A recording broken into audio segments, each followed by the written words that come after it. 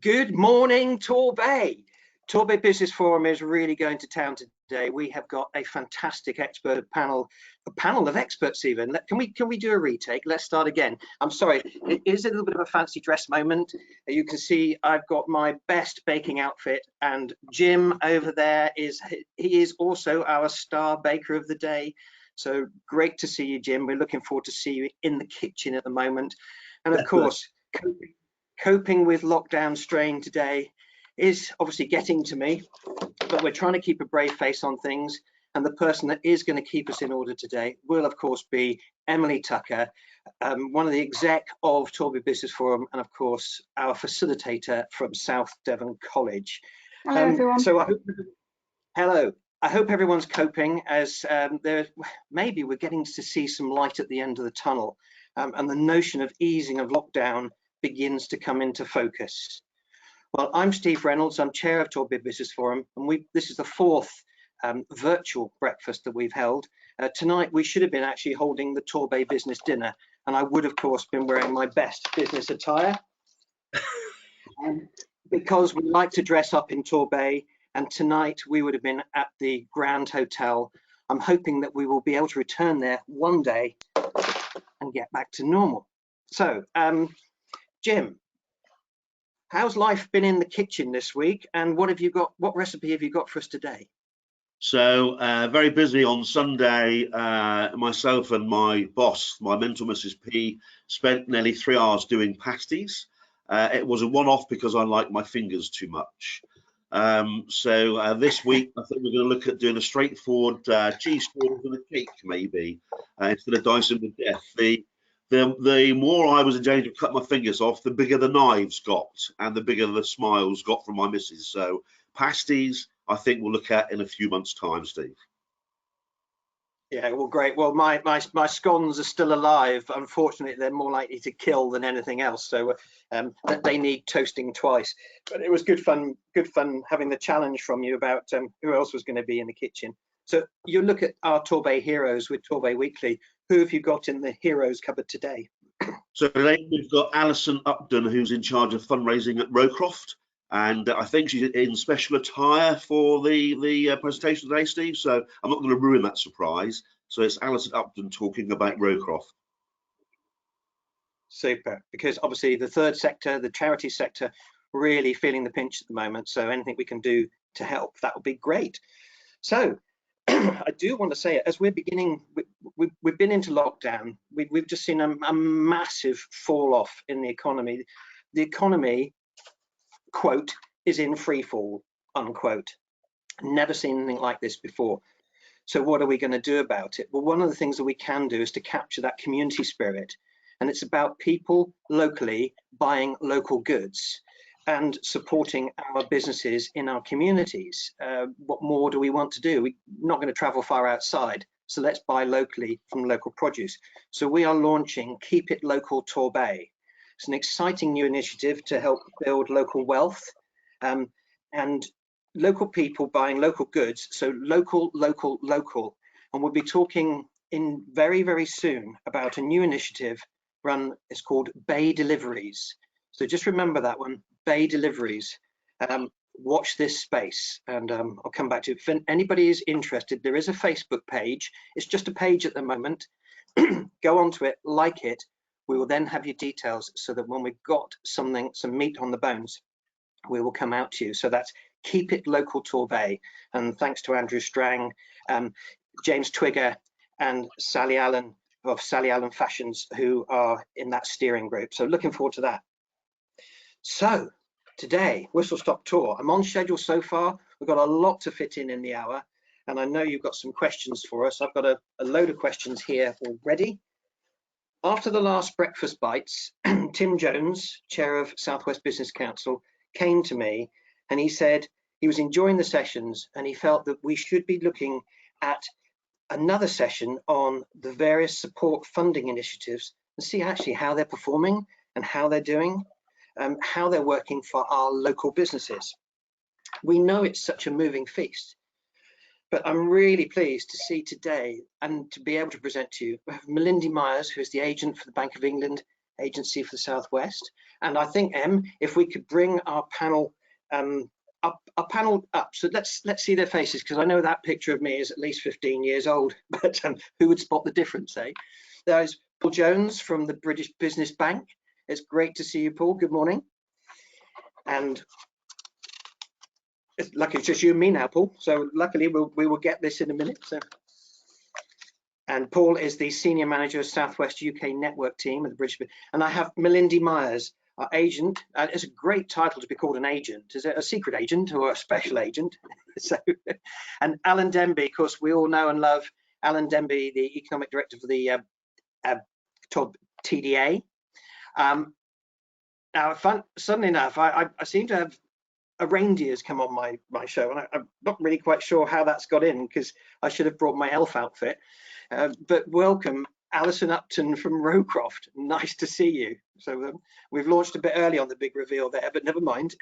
And of course, always in fancy dress, it's James Twigger, the person, the face of Facebook locally, the social media king. Honestly, he'll do anything for a free breakfast. I know that. So that's fantastic. So I'm hoping now, Tim Jones. I can't see Tim. I need to bring him in as well. Give us a wave, Tim, because we can't normally see you. We normally get you on the phone. And if you need to drop me off, it will give the world a rest. So without further ado, let's actually hear it from the top, first of all. Melindy, I'm going to ask you, your role as agent for the Southwest. You are the economic guru, as far as I'm concerned, in terms of how the overall UK economy looks. Would you like to tell us about it, please? So I'm unmuted now. Can you all hear me? Yeah. Yeah. Okay, I'll rattle through my slides. Emily, I think you're going to scroll through them for everybody else. Yeah, great. Okay, let's go to, so I'm going to talk about the global context, and then I'm going to talk about the UK economy, and then just set out our kind of scenario, which has already had quite a lot of commentary on for being a bit optimistic. So I'll talk you through all that. Okay, slide 3 just gives you, I've got a few slides on the global context. So Emily, yeah, that's it. So this is short-term, high-frequency indicators, surveys asking businesses, is your activity up, down, or the same? So it's more qualitative than quantitative, but we can use it as a good indicator of direction of travel. And you can see that these short-term indicators have all gone down quite dramatically. I think it's the biggest fall in the history of that survey. So you can see falls like across all the major economies, Euro area, China, US, etc. Okay, moving on to the next slide. Yeah, so this just shows you levels of volatility in financial markets, particularly here equity markets and interest rates instruments. Volatility is extremely high, coming off slightly. Things are settling down, equity markets are settling down, but it's definitely a kind of zigzag path towards some, the zigzags getting smaller and smaller, but nevertheless quite a bit of volatility. And the next slide, please. This should show you, yes, commodity prices. So when China slows down and other emerging markets slow down, demand for primary sort of commodities slow down. So you can see that metal prices have come off a little bit, the blue line, as have agricultural commodity prices, but the big one is oil prices. And this is partly a function of significantly reduced demand, but also some issues on the supply side. I think there's a bit of a racket between Russia and OPEC. So OPEC are trying to cut back on supply, but Russia doesn't want to comply. So you've got this combination of weaker demand and fairly strong supply pushing down on oil prices. And this is going to feed through to our inflation figures, which I'll show you in a minute. So a big drop in oil prices. Okay, next slide, please. So there's been significant monetary and fiscal stimulus around the world to support businesses and households in a number of economies. And this just gives you the interest rates. On the left of the chart is a sort of official interest rate position. And you can see that the bank in the red line, the Bank of England, has dropped interest rates down to 0.1%. And the Fed have also done some very sharp cuts in interest rates. And then the dotted lines and the lines on the right-hand side of the graph are the market path of interest rates. So what markets are expecting will happen to interest rates. And you can see they've all moved down and they're pretty flat at a low level. So lots of monetary stimulus to the global economy now and for the foreseeable future, according to markets. And the next slide is about the fiscal stimulus. So here you can see the beige bars show you the sort of bridging measures. The blue bit of the bar is the automatic stabilizer. So this is when the fiscal position increases when the economy is down because you have lower tax revenues and higher benefit payments. And then that kind of reverses when the economy goes up. So that's the automatic stabilizer kind of almost neutralizing effect. And then the red bit is the discretionary fiscal policy. So that's all the kind of the JRS scheme, credit schemes, giving out grants, all that kind of discretionary fiscal support that's been given in the UK. And there's been something similar in Europe and a very big discretionary fiscal stimulus in the US. So you'll all be aware that Donald Trump personally signed the checks that the US government sent out to all the households. So that's that red bar there. So lots of fiscal stimulus around the world as well. So moving on to the UK economy. Thanks, Emily. No, that's fine. We'll go to the first slide on the UK economy. Yeah, which gives you a whole range of very high frequency sort of short-term indicators to illustrate the level of the drop in activity. So you've got aircraft departures from UK airports, work-related travel in the second chart. The third chart gives you some idea of sort of consumer activity through Google searches for theatre tickets and whatnot. And then the right-hand chart gives you some further indicators about consumers and retail activity.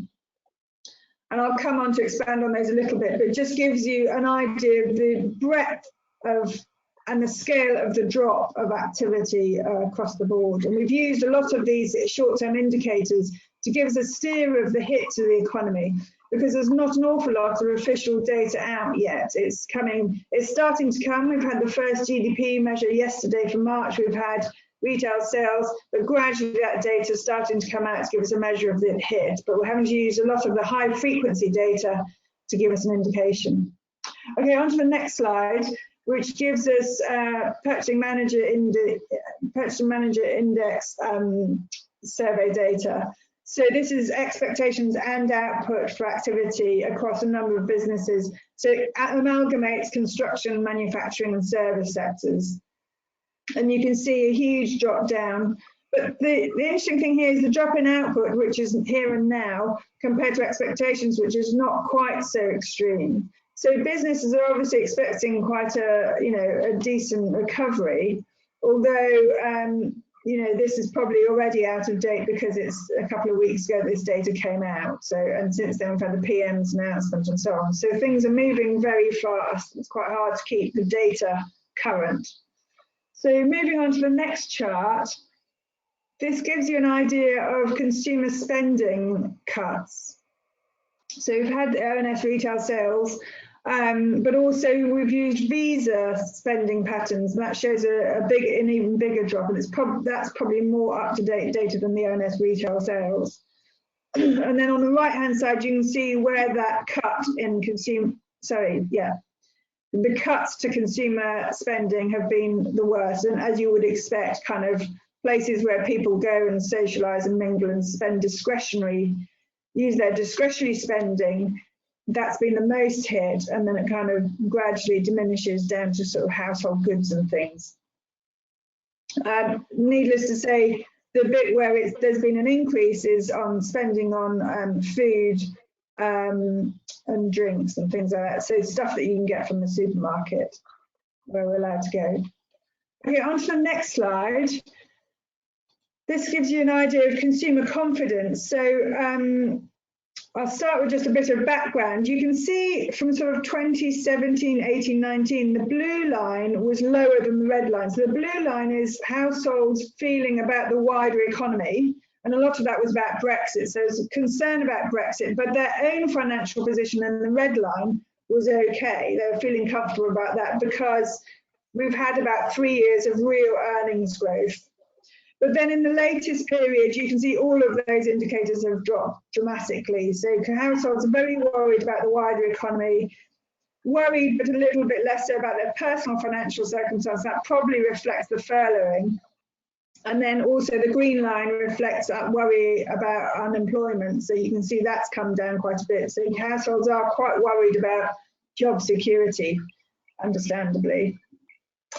And we've seen a very big rise in universal claims to back that up. So I'll talk about that in just in a minute. So the next slide, Emily, please, is a bar chart showing businesses' expectations of the hit to sales and investment. And this comes from the Decision Makers Panel, which is a survey we run each month and covers a whole range of businesses. I think the interesting thing here is that businesses are expecting the drop to invest, the hit to their investment to be greater than the hit to their sales across the board, which is sort of, I suppose, what you might expect. They're absolutely reining back on investment. We think there's about a 50% drop in investment activity. But the worrying thing here is that that not only affects activity now, but it will also affect economic activity going forwards, because this drop in investment will have an impact on productivity and kind of growth over the coming years.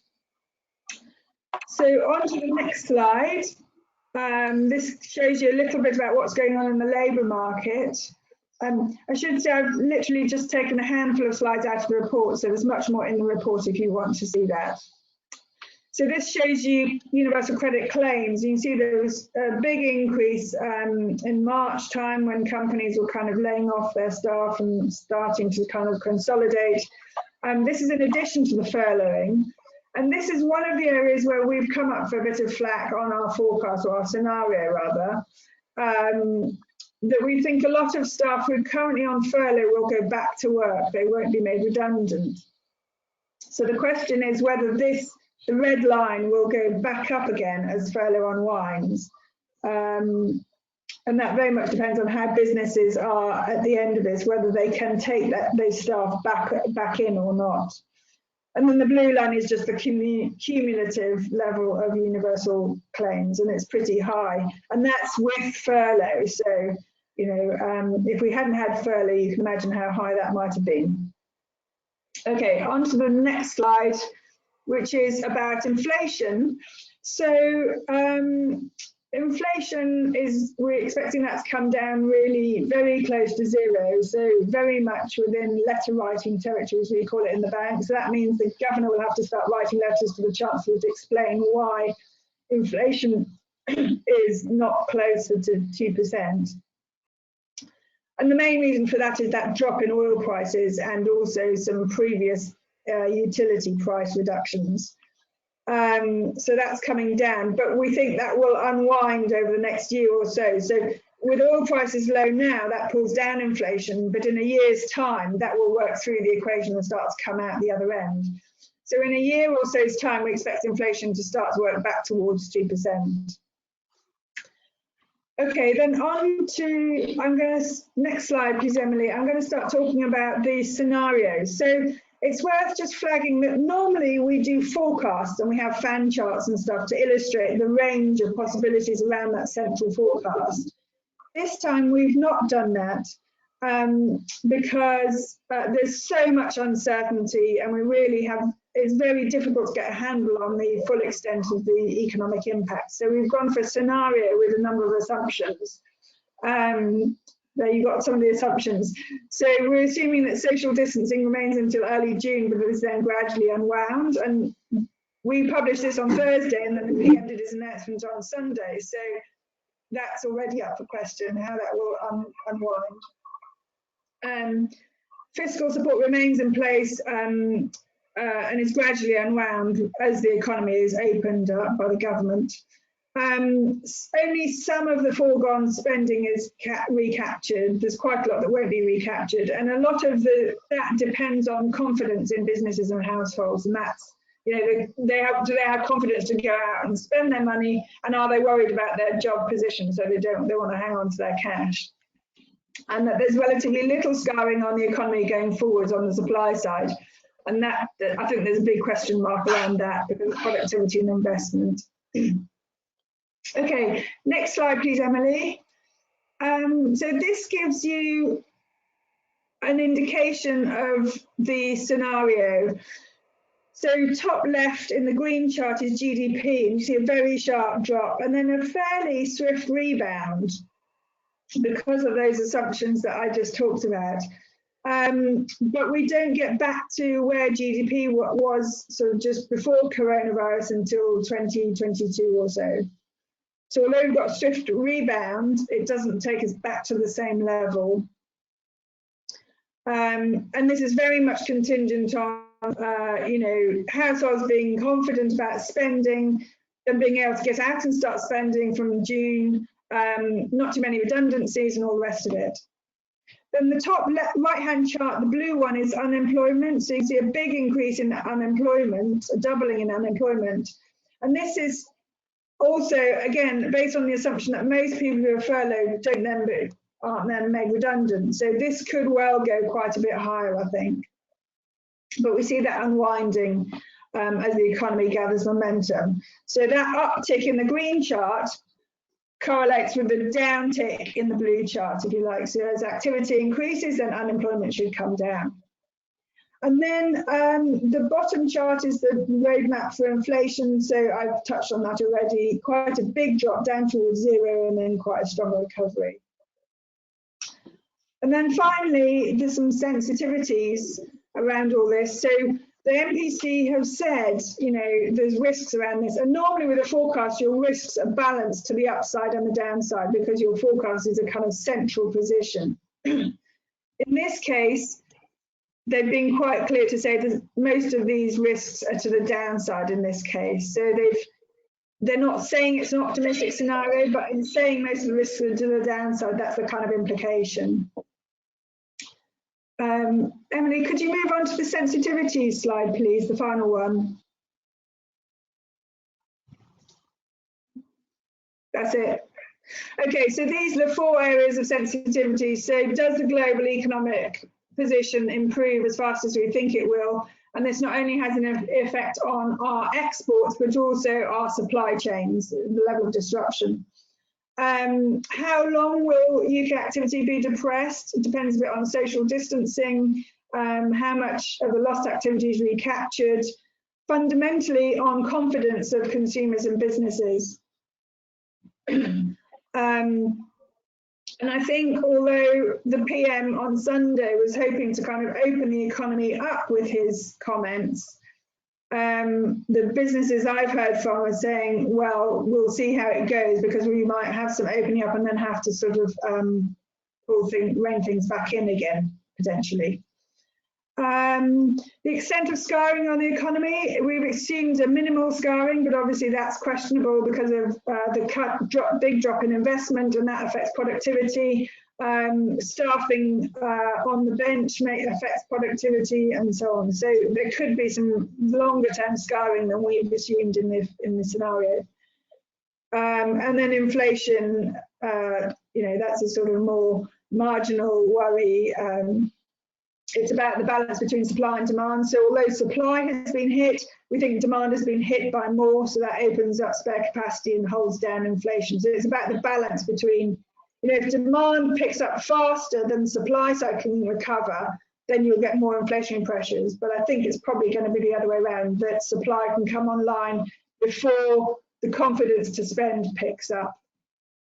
And then just on the final slide, Emily, which is my question slide, I thought this was quite a nice little picture of the governor on the right-hand side doing some distanced questions. I think that's the BBC economics correspondent, Faisal, can't remember his surname, taking questions on the NPR. That was last Thursday. And we're not even, well, a week since then, and it's probably all changed already. Yeah. I really appreciate that rundown. The helicopter view that we don't necessarily at the ground level. seeing how that comes across. And it's interesting, the two guys, obviously the governor and the interviewer there, one of them was say, you might as well send me a text because I can't hear you. So it's but Melindy, I really appreciate your input there, and I know you've got a very busy day today. So what we'll do, there's various questions that come through. If you would join our panel in a moment, please, that'd be really helpful. I think you've probably answered some of those questions already, but what a roller coaster ride that looks to be. I'm going to bring in Alan now, because Alan, the TDA, we know what the Torbay perspective looks like. We've seen the view from the UK position. How is the Torbay response coping? That's a good question, Steve. So I think I'll go through it in slides over the next few minutes. But what we started to pick up over the course of the last week is that there's a little bit more activity. We're starting to see more businesses return back to their workplaces. Certainly, a lot of the high-tech businesses which we've spoken to, they're actively looking at how they can gear up for higher levels of production and do the social distancing and making sure they've got the PPE and the right levels of approach within their own businesses. So Emily, if you could just skip on to the next slide, please. In January, I confidently said that 2020 was going to be our year, a year full of opportunities. And for many reasons, it's never been more important we try and grasp each of those opportunities. But the challenge which we're going to face is going to be incredibly stark, and I mean that we really need to find a way to make the most of each of those things and work in the way in which you outlined, Steve, at the outset, in terms of keep it local, find a way to work more collaboratively with stronger and better partnerships to make sure that we can move ahead. And the reason why those are going to be important, because I think at the last Bytes, which I gave a presentation on, I talked about the assessment which we'd had carried out with Devon and with Plymouth partners, which suggested around about 12,000 people could lose their jobs in a worst case scenario within the Bay. Assumptions and those sorts of things always make up those sorts of assessments, and if we change some of the variables, that 12,000 could quite easily be 15 or 16,000. So the issues for us locally, and I think there was a report on the ITV news last night which talked about Margate and how coastal towns and towns with certain types of demographics are maybe more exposed than parts of the southeast and the rest of the country, and we certainly feel like we're in that sort of bracket. So turning to where we are right now, if you can skip to the next slide, please, Emily. What we've done over the course of the last 6 weeks has really been a lot around the crisis piece. So we've been working very closely with the forum, with chambers, with the TPID, with other parts of the local business community to get intelligence and to use that to inform, in some part, what the council needs to be able to do around some what it's been doing in terms of business grants. I'll come back to the discretionary grants in a second. We've been looking to try and make sure that we are signposting people towards the right type of support, whether it's helping people get onto James's webcasts and get his viewing numbers up, or whether it's pushing people towards the Growth Hub, making sure that those sources of support are being used in the right way. And we supported the council in trying to make sure that as many of those eligible applicants for the business grants that have been made available so far can come forward. But increasingly over the last week, and not just because of the COVID R number, the R letter has been increasingly being used, whether it's in recovery or different parts of the phasing, which is around that. So if I just move on to the next slide.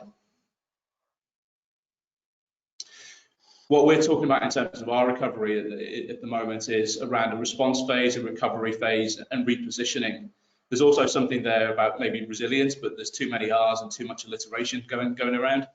But what we need to do in the short term, absolutely, is about responding and about making sure that we can return people to work in as safe a way as possible, encourage footfall back into the town centres and probably into the Bay in as safe a way as possible. And there are some potential tensions there between parts of our visitor economy and maybe some of the wider community. But given the extensive reliance on our visitor economy locally, that's going to be important. We'll need to do some of that recovery work in terms of what we need to do to change parts of the Bay, and then repositioning. That's more around making sure we've got the sort of visitor economy that's going to be required in the future, the sort of higher value jobs, and making sure that Torbay is more resilient to these types of shocks as we move forward. Have the next slide, please, Emily. So I'm not going to talk too much about the response phase, so that's very short term. That's really the next 6 months, and it's a lot of what we're looking to be able to do. But recovery-wise, it's looking at the visitor economy. We have with our Heart of the Southwest partners, we have the responsibility to look at visitor economy across Devon and Somerset. So we're working with the destination marketing organisations, with not just with the TBID, but with Visit Somerset, with Visit Devon, with Visit Plymouth, Southwest Tourism Alliance, and with the national parks. And then on a slightly wider footprint across the Great Southwest, the label which we've started to use over the last 18 months to push and promote the whole of the peninsula. We are pushing for the tourism zone, which is going to be still part of the planning. We've been very fortunate in that we've been joined by the most senior tourism official within the Department of Culture and Media Sport on the calls which we've had with our regional partners. And he's giving us probably 20 minutes, half an hour on those calls every week, which is fantastic. I'd love to think it was an indication that we are right at the top of the DCMS list, but it's still going to be a competitive process. Unless the position changes, there will only be 2 tourism zones in England, and we know there's going to be fierce competition. We want to make sure that Torbay and the Southwest can benefit. Culture is on there because it's something which we've been developing over the last 4 or 5 years. The work of Torbay Culture has been really important. We have had the iView work and the Great Place scheme, which was so helpful in terms of getting people around and about in November of last year. We need to make sure that the cultural offer of the Bay is right, not just so we engage more local people within culture, but so we become a more distinctive place and we attract more people into the Bay because of the cultural offer that they can experience here.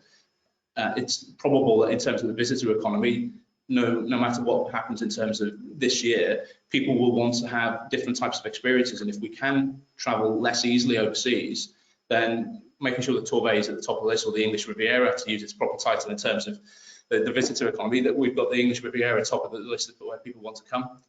And wealth building, this is something which is going to be really important for us. And Steve touched on some of the work which he's leading on with partners in the private sector. We've been looking at wealth building with some of our public sector partners over the course of the last 6 months. We think it's really important, and it's something which the council administration is very, very supportive of, to find a way in which we can get the public sector anchor institutions, so the likes of the council, the college, the care trust, TDA itself, to be able to work better in terms of our local supply chain, increase the amount of spend within the local community. But because we haven't got the size of the public sector anchors that a city would have, it's also going to be important that we find a way of working again with the forum, with the chambers, to make sure that our larger businesses are also adopting similar types of approach.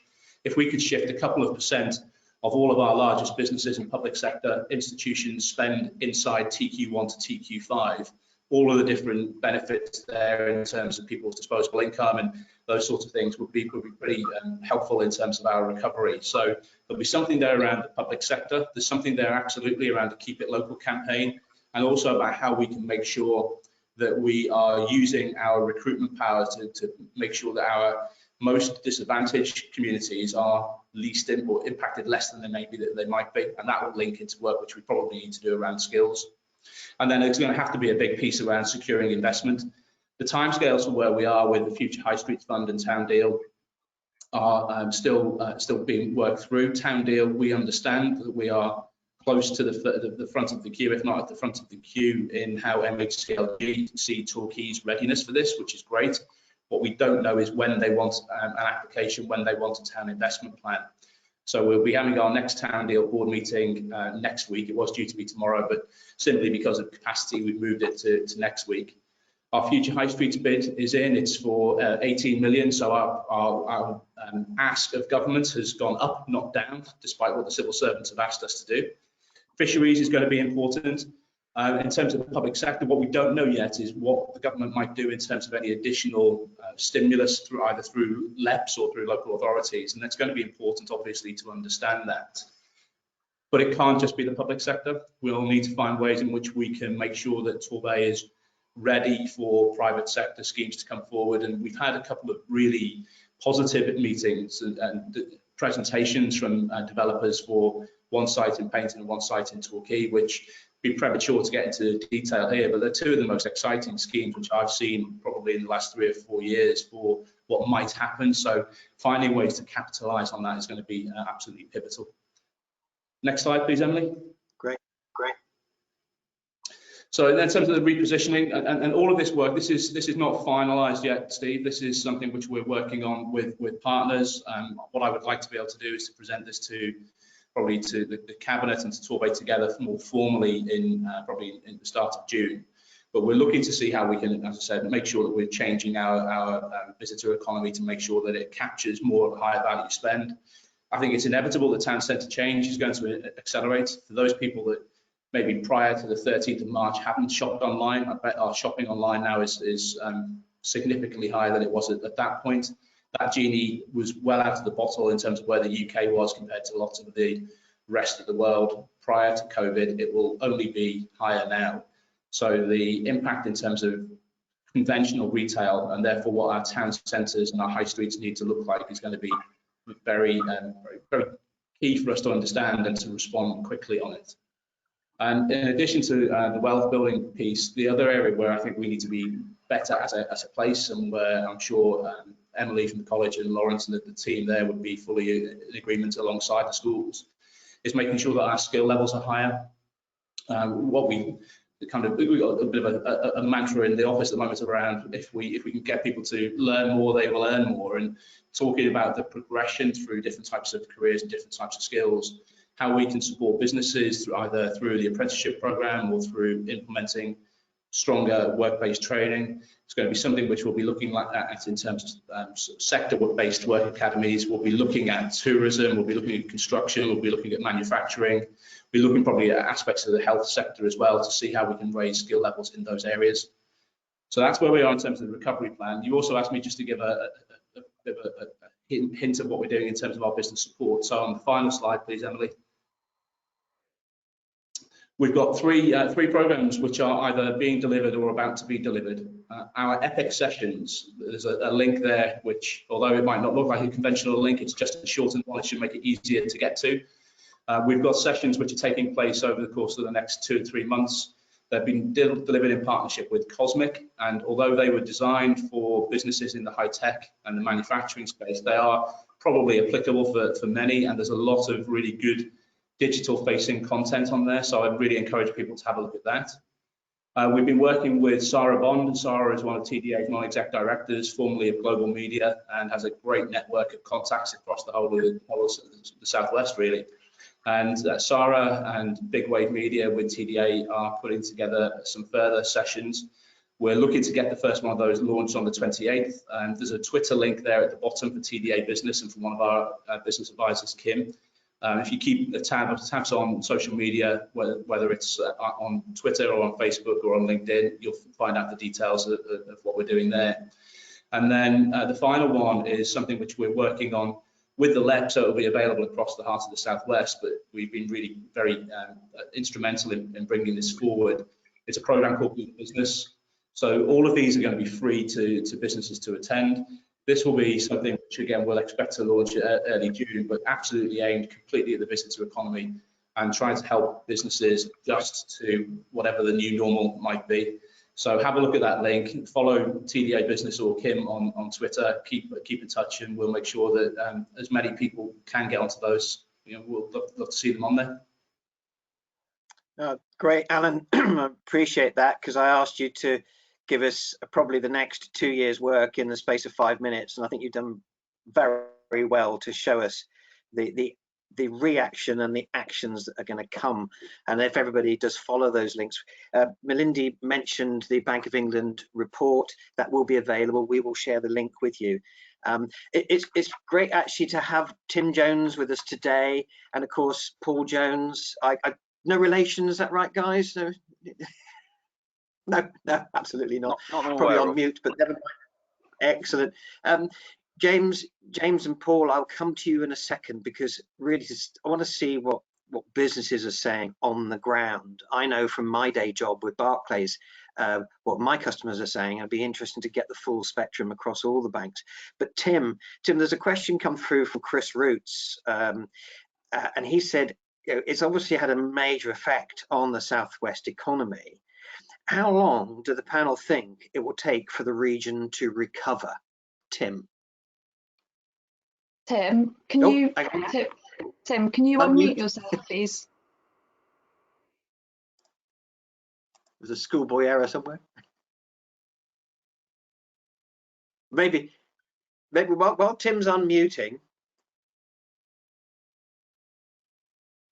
like plans. Tell you what, I'm not. There you go, Tim. Okay, I should be with you. You are. Is that good, Steve? Yes, good. Have I lost my slot? No, go for it. Yep. I mean, it's very interesting to reflect on the Bank of England's predictions, which Melinda's already given us an outline on how well they reflect the views of the business community across the region. I've talked to literally hundreds of businesses on a weekly basis. I mean, the bank are predicting these wonderful economists. They have these great expressions of V-shaped recovery, i.e. it'll go down rapidly. The mother of all recessions, worse since the Great Frost in 1709, I think it was, but bouncing back so that we get back to 4% unemployment by mid-2022. Do we think that's about right, or is that a sort of national program? I'm seeing right across the peninsula at the moment I hate using this word, but the green shoots of recovery.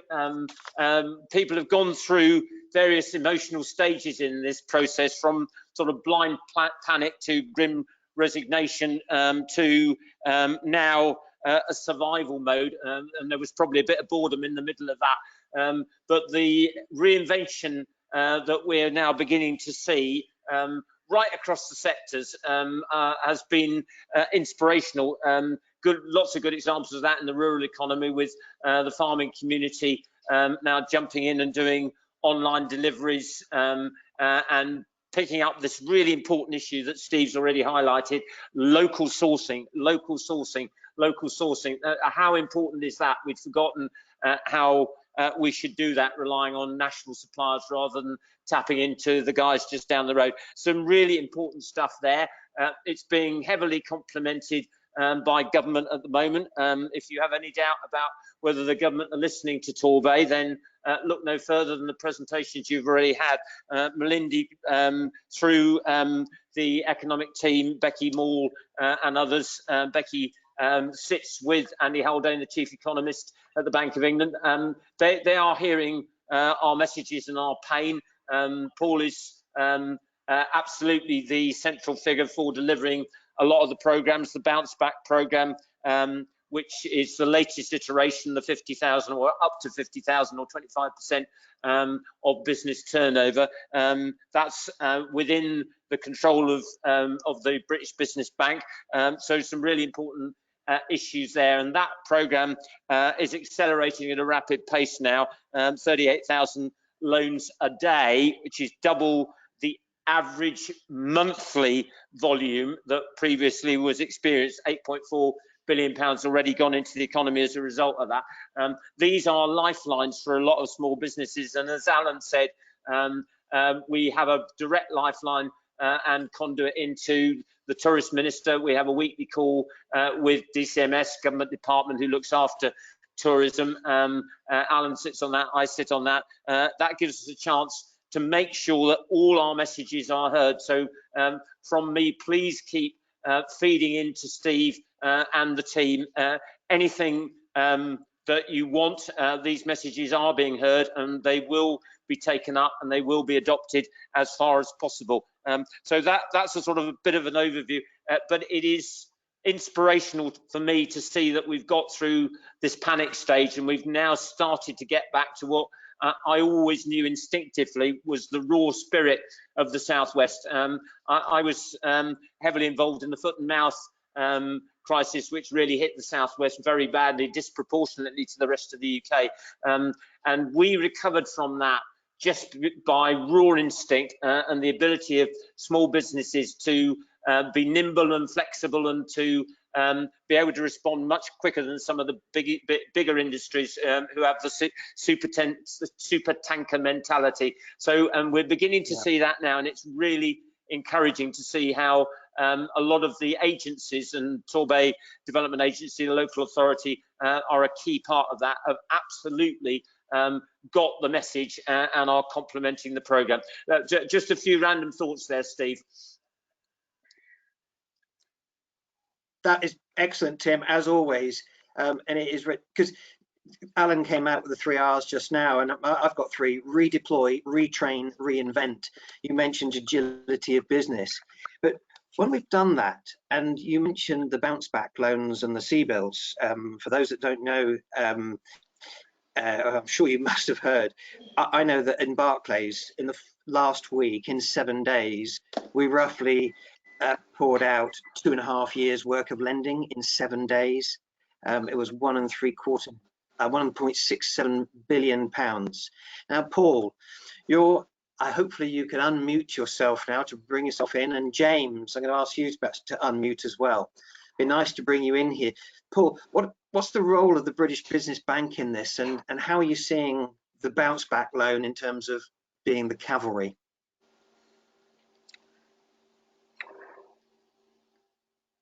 Hopefully you can hear me now.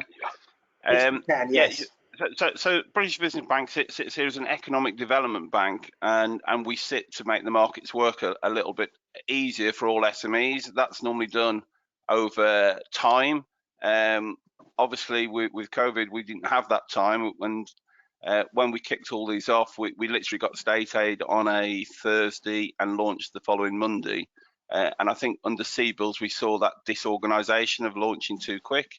But I think it was necessary, and then numerous sort of iterations of making that work, right through to the BBLs, where we did have, or bounce back loans, where we did have a little bit more time to think how that was going to launch and put it straight into the marketplace. All this was based on an old scheme called EFG, where we had 40 lenders already in place for it, and that was the quickest way to launch. We're now on to, I think it's 70 lenders are named, and it will go up to 100 in the next few weeks.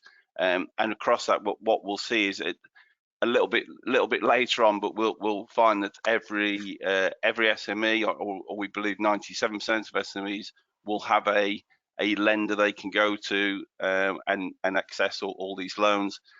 BBLs, as you've already said, has been a great success, and we're doing more on that in 1 day than we were doing on EFG in 11 years. Just put into context of the scale of the money going out. We've still got one scheme to launch, which is on Monday, which is Future Fund, based at our equity, high tech, high growth companies, and we look forward to that instructions, all the final rules of that coming out over the weekend into a Monday launch. And then really we're starting to move our attention, and we should think behind all this business as usual is going on. We've invested up to 200 million into funds across the country to maintain and start the recover phase, and we'll do a little bit more work with government thinking about how that can work, particularly with a more local regional slant to it.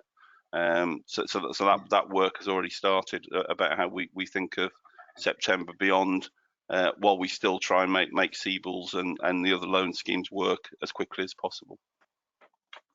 Yeah, but I did liken the BBLs to BBLs and CBILS. This is great, isn't it? It's like CBBS here. But BBLs, as we will call them, I liken that to basically the banks putting sackfuls of cash on the pavement at 2 meters intervals and just saying, please sign here and please promise to pay it back. Yeah. What do you reckon the default rate's going to be on this? It's quite early to make that call. It's obviously I don't think we've seen a scheme like it before, but we've never seen the cause for that scheme. It's likely to be high and very high, albeit I think the scheme is correct. A lot of SMEs are using what is effectively relatively cheap cash with good interest and repayment terms to actually help them think through recovery. So I'm not expecting it to be astronomically high. However, there hasn't been due diligence and there will be some fraud, unfortunately. So it'll be higher than a normal scheme, but I don't think it'll be astronomical at all. James, can I come to you? You have a great experience of working in businesses and starting up your own businesses, and you were the one that came up with the Keep It Local, which I stole from you. Thank you very much, but you're part of the team. What is your experience with your clients in terms of trying to get hold of this funding? We excuse me, we had a number of clients that went down, they looked at applying through the CBILS route initially. Again, I think that was such a fast moving scheme. I think the original guidance was changing constantly. So I think it was very hard for businesses to actually get that. And we worked with a number of businesses on business plans for cash flow forecasts. And I think all but one have now kind of abandoned the CBILS applications and gone for the bounce back loans, which have been, yes, is that the guidance for CBILS? Yeah, so, rewritten every day. But like I said, the feedback, I mean, generally, we've a huge number of clients that have gone down the route of the bounce back loan scheme. It's been a very smooth experience. It might have taken slightly longer than the 24 hours that Rishi Sunak originally quoted, but I think that was within reason, I think. So it's great to see more lenders now coming on board. I know it was 7, I think, when it launched last Monday. I think we're up to 16 now, looking this morning. It is, yeah, and a few more to come. Brilliant. And I know, so, sorry, Steve. The challenger banks have built platforms and they're ready. They don't have the legacy systems that some of us have. It has been interesting experience. And talk about working all hours. There was me thinking of retiring, but never mind, that ain't going to happen. So can I ask you another one? A question from Tim Burling of Two Moors Finance has come out. So obviously the current situation is challenging to both businesses and the banks alike. In summary, what he's saying is that the CBILS and BBILS have helped to mitigate the current cash flow issues. Well, what happens when businesses start to revamp, to stand back up again? If they've spent all of this money then on just staying alive, what is going to be the effect and how they're going to get access to finance later when they need more working capital? I liken that to student loans. You know, you do your master's degree, you have a £50,000 student loan, you spend how much of your life trying to pay that back, which might limit borrowability in the future. How can you see that happening? Me, whichever. So I think it's a really good question, and it's definitely one on our strategic pad and the strategic pad talking with government. Obviously, the future can't look quite the same fundamentals as it was a year ago. When we start looking to that, it's probably a little bit early to say, but we are starting to look at those schemes that would make cash affordable. And also how we start looking at the way that the COVID orientated loans sit on balance sheets, and what we could do maybe at looking at moving those over a future period.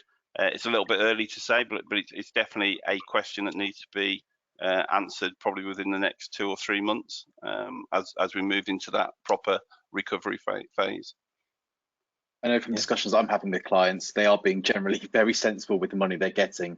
They're keeping it keeping it in their bank and seeing what's going to happen over the next few months. I think one of you two might have suggested about going and blowing it on a new van or some new equipment, but I think generally the plan is for people to keep it in their accounts, keep the business going with minimal costs at the moment, and see how things go over the next 12 months. Obviously, that's when the repayments kick in for the loans.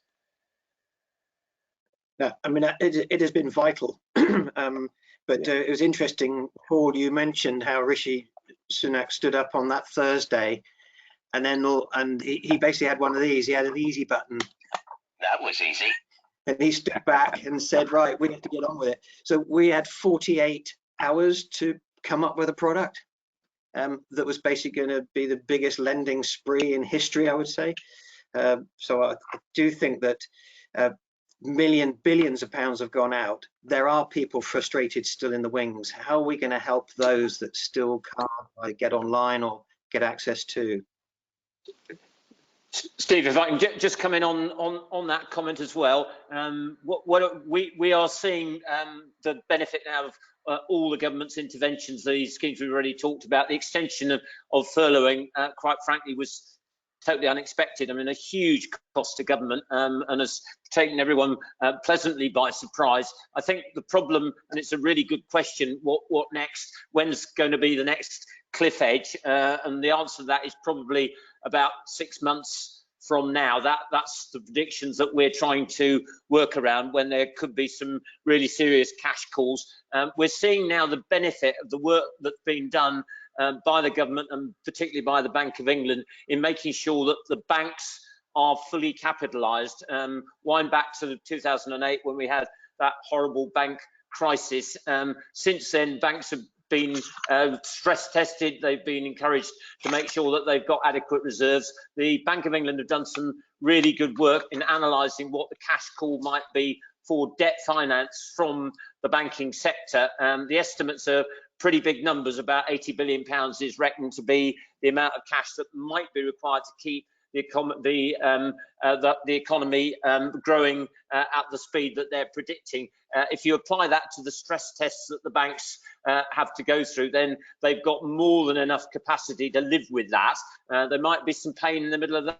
There might be some redundancies, there might be some business failures, but the general message now as to whether there is enough money in the system to recover at the speed we need is capable of being answered much more easily now than it was in 2008. Yeah, thank you, Tim. And I've got a question in from Nick James, talking about this and what's going to happen in Q1 next year with businesses facing 2 quarters VAT payments and at least 6 months tax bills, let alone their quarterly rent.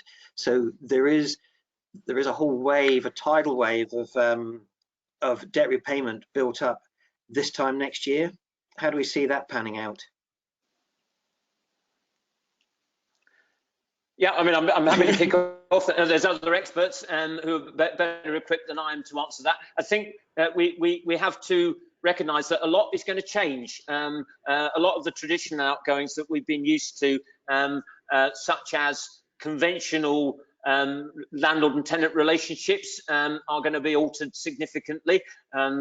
We've already seen that trend, so that rather than a tenant having to pay rent for a shop or an office or whatever it might be, that relationship is now going to be redefined around a sort of whole new area of the relationship being built upon turnover, i.e. the landlord and the tenant hold hands, and the success of the tenant then is reflected in the amount they can afford to pay. I think we're going to see a rapid move towards quite significant changes in the way in which our outgoings are managed, and there will be quite a big piece of work that we're working on at the moment about business rates and making sure that business rates now truly reflect the value of properties. There's a big argument about that at this moment. The next revaluation of business rates will be based upon rental values taken in 2015. Clearly lunacy in terms of where values really are. So that's another debate the Business Council and other authorities are having at the moment with government. But I think we're going to see a really big reordering of some of the way in which outgoings might have to be addressed. And we might have to start looking at loan to values on historic debt with new values, because how do you value anything at the moment? It's going to be very interesting. So we are pushed for time, and we've got loads of questions. I'm going to break the rules, and I'm going to go over the full hour. Those are allowed to. We do have 68 people, just lost 2 of them when I started speaking, but still got 68 people on the line, and still loads of questions. And we're also going to go back to Jim in the kitchen, because mind you, we don't want his pasties to be overcooked, of course. But what happens with people? People are coming to me and saying, oh, I've got one for this business and I've got a loan for that business. And I've got a slow connection now. So are we still here? Hopefully. People are putting in multiple applications. They've either got multiple businesses or are multi-banked. Where do we stand? They've gone to Barclays, they've gone to NatWest, gone to Lloyds. Can you get one from every bank? So on the Sibbles, on the Beebles scheme, no, you're only allowed to have one Beebles loan for your organisation. On Seables, you could have multiple loans. and there's some self-certification involved, as long as the group of companies that you're part of doesn't go above the 5 million limit. Okay, right. Thank you for that answer. The two more questions really I do want to ask, and one is a lot of businesses were relying on business interruption insurance, and a lot of the insurers are playing shy. Tim, have you got a view on that one? Yeah, I mean, this is another. I talked about business rates being a battleground. This is the next area of battleground that we're having. Business interruption is an area where the insurance industry is backing off rapidly about whether policies are applicable or not. There's also a huge area of uncertainty around the insurance market for credit, for credit guarantee arrangements. We're focusing at the moment on trying to address this issue across the region. If we're going to take on the big insurance companies, then we need to be holding hands very tightly on this. So I'm very happy to be a conduit for you or Jim or whoever you would like to make sure that we feed this back into what we're calling a class action. It's very relevant to the tourist industry at the moment, things like deposits, holding deposits and things like that. But business interruption generally is going to be a big battleground. The lawyers are going to get very fat out of some of the class actions that are going to be taken on this, but the more we can add to that by having a single voice across the bay and across the region, then the better. And I'm happy to help be that conduit if that would be useful to you. Fantastic. And I know that Dominic Hollingsworth of Wallens contacted me about that, and I've been talking about it better together. So if people do have queries and would like to contact us, please give Tim that contact. I'm going to bring in the B word just for a bit of a change, because we haven't had it for a while. Has this crisis affected the timescale for Brexit? Melindy, what do you think?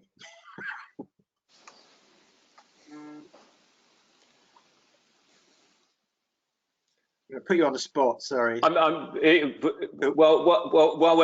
getting Melindy out, I'm happy to dive in like to just remind ourselves the UK import exports, about 50% of all our trade imports and exports rely upon the European market. I mean, this is hugely important.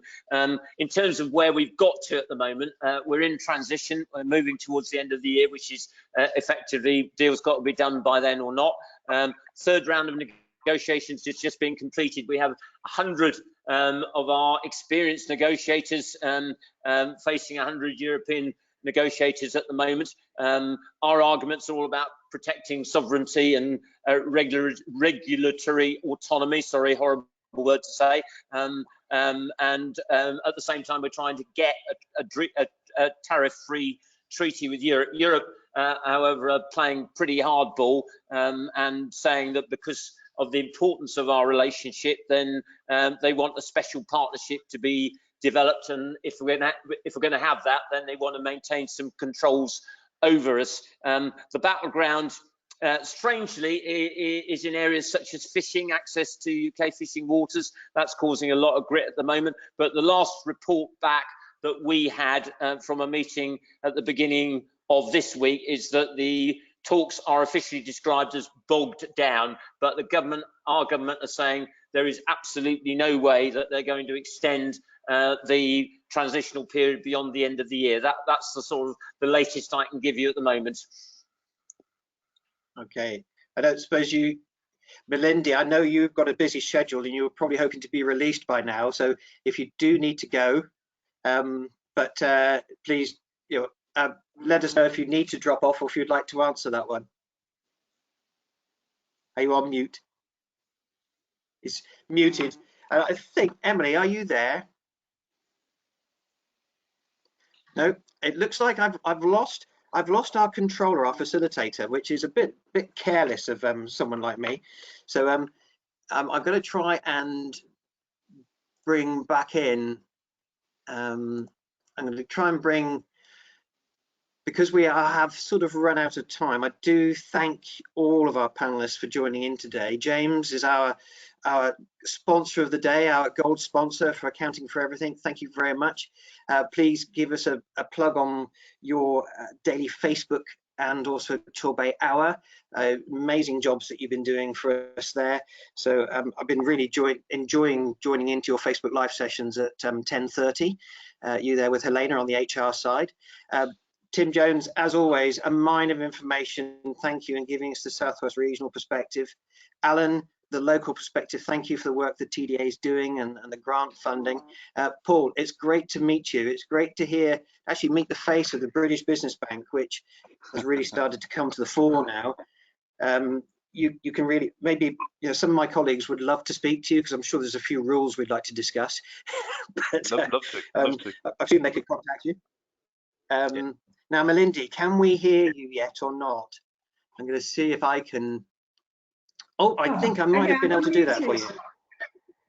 Okay, excellent, great. excellent. So on Brexit, officially, we're still maintaining the line of the government policy, which is to move to a deep free trade agreement, smooth transition, blah, blah, blah. But I'd echo what Tim said, that it seems like negotiations aren't going terribly well and both sides are playing quite hard. And maybe it'll come down to the 11th hour. I mean, I'm slightly worried that we might end up with a kind of no deal scenario or a sort of WTO scenario, and I just think businesses don't really need that at this point. I mean, we're hoping we would have the first half of this year as a reduction in uncertainty and lots of activity before going into the second half of the year with Brexit uncertainty raising its head again. And now we've got coronavirus in the first half of the year and Brexit uncertainty in the second half of the year. So I just think this is not what businesses need. Just going back to one of the questions about the impact on the Southwest economy. I mean, we don't really look at the region specifically at the bank because we cover, interest rates are set nationally. But from what I'm hearing from businesses, professional services and business services seem to be doing fine. Work's down a little bit, but not much, but it's changed focus, and they were working at home. Manufacturers are starting to open up again. There's some really good stories about how managers have communicated very thoroughly with their staff and staff are happy being at work. But getting staff back at work is a bit of a problem, and maybe supply chain issues. But the real worry for me is those consumer-facing businesses that tend to be quite labour-intensive and tend to be lower skill labour. They're going to struggle with, reduction in consumer activity. So we might see a disproportionate fallout for labour, for employment, because of those consumer-facing or tourism and leisure-facing businesses that tend to be quite labour-intensive and at the lower skill end. Thank you. Okay, well, I really do appreciate your input today. We've run over now and we still have a special guest to bring on. I've still got 61 people on the call, which is good. Unfortunately, I've lost Emily because she's been kicked off for some reason. So can anyone fly a plane time? I'm going to try and bring Jim back in. Jim, are you able to look? We're going to have the obligatory cat call. Jim, are you able to rejoin us? Jim, can you hear me? Come in, Jim. And if I lose everybody else, I want to thank you all for joining in today. Really do appreciate it. We're losing a few cameras now. I'm here. We're going into meltdown. Hello. Excellent, Jim. Jim, take it away. Can we see you? Turn your camera on. I can't because the space is open and not available. Let me do it now. Hang on. Okay. All right. There you go. There. Well done, Jim. That's a relief. Okay. That was easy. Why is it always me? I want to know. Jim, So, who have you got for us in Heroes? Is Alison there, Steve?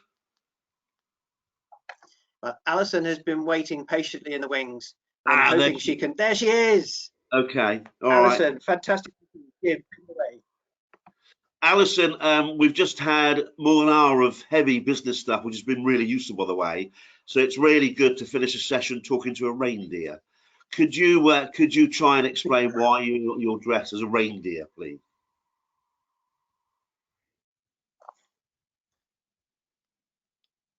She's on mute.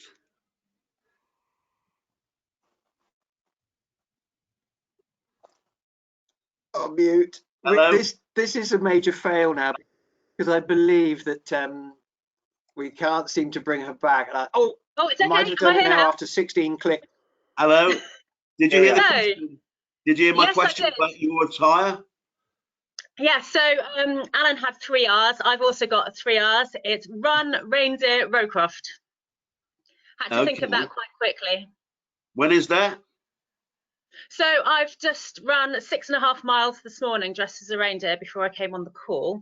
And the reason is for the month of May, I am running a marathon a week in different fancy dress to raise money for Rowcroft. Brilliant effort. And I'm sure Steve will join you, and Alan Denby in particular. I know they're really Keep Fit fanatics, so sign them up, please. What is your job at Rowcroft apart from running the streets dressed as a reindeer? Well, I run our community and corporate fundraising, and so that means that getting companies involved, getting individuals involved in doing lots of fundraising activities to keep our amazing services going. So obviously it's a little bit of a challenge at the moment.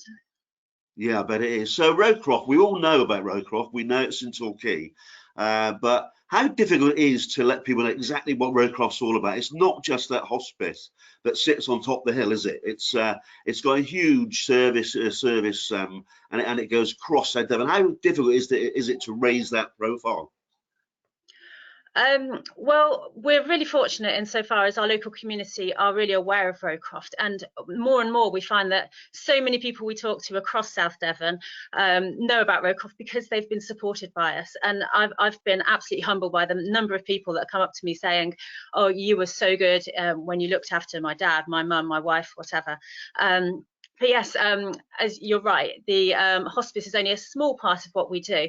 About 75% of what we do is in people's homes out in the community, and we cover the area from Dawlish down to Dartmouth. So we help about 2,500 people a year, the patients and their families, just making sure that they're comfortable and that they're dignified in those last few weeks of life. Just tell me a little bit about Rowcroft, the hospice itself, the setting, because I think unless you've been there, it's a marvellous place. The history of it, just very quickly. Well, the charity was set up 39 years ago, and the building was Ella Rowcroft's, and she sort of had this vision to support the people of Torquay. So the hospice itself is absolutely beautiful building, and the grounds that we are on are stunning, and we were really we're able to plant our meadow this year, which is great. Soon we're going to have a really beautiful display of flowers up at the hospice, which we invite people to come and see. Okay, Lisa, do you say you help at least 2,500 people a year? Is that right? Yeah, that's right. And I don't think people realise, but where's the cost of that? How much do you have to raise revenue-wise to maintain that level of service? Each year we have to fork out £8.2 million. We do get a little bit of money from the government, about 19%, but the rest of it we do rely on our local community to support us. Obviously, at the moment, that is really tricky because people understandably have to think about themselves first. Okay, so the majority of that revenue comes in. You get some government help, but again, mostly it's South Devon rallying around. How does that revenue come in mostly? A number of ways. We get obviously a lot of legacy income, which is about 1/5 of our income, and then we have people do mad things like running marathons, and loads and loads of community groups will support us. So like Rotary groups and WI groups and things like that, a massive fundraiser for us. People give funeral donations as well, and we have companies that support us, and we also apply for trusts. And then obviously we've got our network of charity shops, which at the moment obviously there's no income coming from there. And how much of a struggle? Obviously the charity market is huge these days. So how much of a struggle competition wise is it out there at the moment, and in particular with the business climate as it is? At the moment, it's a real struggle. We're looking at a massive loss of income this year. Obviously, we've had to close our shops for a couple of months. When the shops are able to reopen, some of them we won't be able to maintain social distancing, so we won't be able to open those shops. So that's a massive loss of income for us.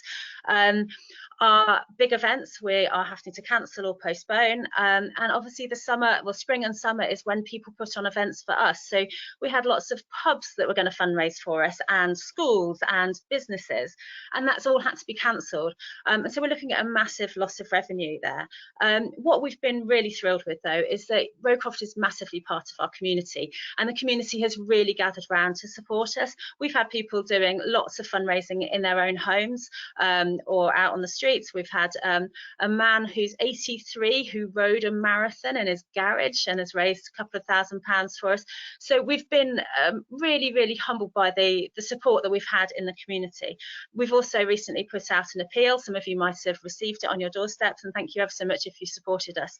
And again, we've been really humbled by the support we've been given by our community. But I think what we're worried about is that, you know, we've just been talking about the possible recession for a number of years, and although people are supporting us now, actually over the next few years our company is going to be in a position where they can give money to charity or sponsor events, and our individual is going to be in that position as well, because obviously they've got to worry about themselves first. So really, how can people help going forward if you've got all that at the moment, and obviously a recovery plan, you must have one of those, I would have thought, going forward. How can the people of South Devon help Rowcroft at this moment in time and going forward? Well, I think it's about thinking about us. Obviously, put yourselves first. You need your businesses and your families to be able to live comfortably. But please do think about Rowcroft as well, because actually we still need to provide these amazing services that we provide. There isn't a magic money tree, unfortunately. So, you know, if businesses do want to get involved with sponsoring our events or using us as their charity of the year, we're still here operating, and we've got some really good opportunities. And as individuals, you know, if somebody does fancy doing, doesn't have to be running like me, but if they want to do some fundraising from their own home, or perhaps they're missing having their hair cut, well, that would normally be, say, 40 quid. They could donate that to the charity. So some people are actually sort of saving money. See if you're looking beautiful. You know, there's opportunities where people are actually saving money at the moment, and perhaps they could consider donating that, because we really, really need that help. And as you can imagine, our clinical team are as busy as ever, if not busier, and they have a lot of extra struggles because of the situation at the moment. Okay, so anybody that can help you contact Rowcroft via your website or landline, whatever, what are the sort of contact details? Yeah, so obviously rowcrofthospice.org.uk is our website, and we are running this appeal at the moment through COVID-19, so people could donate through the website. I will put up a link to my Just Giving page if anybody wants to sponsor me through the TBF breakfast, if that's okay, Steve. And also we've got on our website some details about our front room fundraising campaign, encouraging people to just do some fundraising at home or through their work. So for example, if you have Zoom calls, why not do them in fancy dress, or have a swear jar, or have bingo, where if a cat joins, or if you wear a silly hat, you have to pay a fine, or every time you get interrupted by a child, you have to pay a fine. Alison, I wish you all the best. I think it's time to hand back to the Joker in the room. I wish you all the best for fundraising, both personally and as a company. I'm sure that you'll get the support you deserve, because Rowcroft is at the heart of the community in South Devon. So thanks for talking to me. Back to Mr. Joker, Mr. Reynolds. Thank you. Thank you, Jim, our master baker. That's all right. So actually, talk about baking there, Ali, David Rowe has offered to bake a cake, and he's asked if I'd auction it. Evidently, he's become really great at fruitcakes. So talk about Jim. He's prepared to make us a fruitcake, and if I could auction it off, we obviously haven't got any time today, but I think we could probably use his skills to help Rowcroft in some way or another. Fantastic, thank you. Well, we have gone way over time today, and I've still got 37 people on the line, which is great. That's half, but that's very good because people had other things to do. I really appreciate all of the input from our panel. Thank you, Alison, for waiting so patiently in the wings. I'm sorry we lost Emily, and her connection won't let her back in. So we can do all the business we ever want to do as long as we've got the connectivity. And luckily, the three of us were there at the end, and there's a few of our panelists still in the wings. I thank Melindy Myers, thank Tim Jones, I thank James Twigger, I thank Paul Jones, I thank Alan Denby, and everybody for watching today. There's a great community spirit. We've got to keep that going, take that through to business. And next time will be 2nd of June, back to Tuesdays, our usual Tuesday breakfast slot, but it will be virtual, and we'll try and stay connected. We've had a heavy business session today because this is important, and we'll be looking at more of the people side next time. Next week is Mental Health Week, and so there's a lot of work going on around that. So as we emerge from that, we'll talk about what's happening next. I wish you all a very good day. I want you all to stay alert to the circumstances, but keep safe. And if you're able to, stay home. Love you all. See you next week. Right, bye. Bye. Bye. Thank you very much. Bye. But Emily's back. We've got Emily. Emily, where have you been? and muted. So I am going to close the session. It's a wrap. See you later. Bye. Bye. Bye.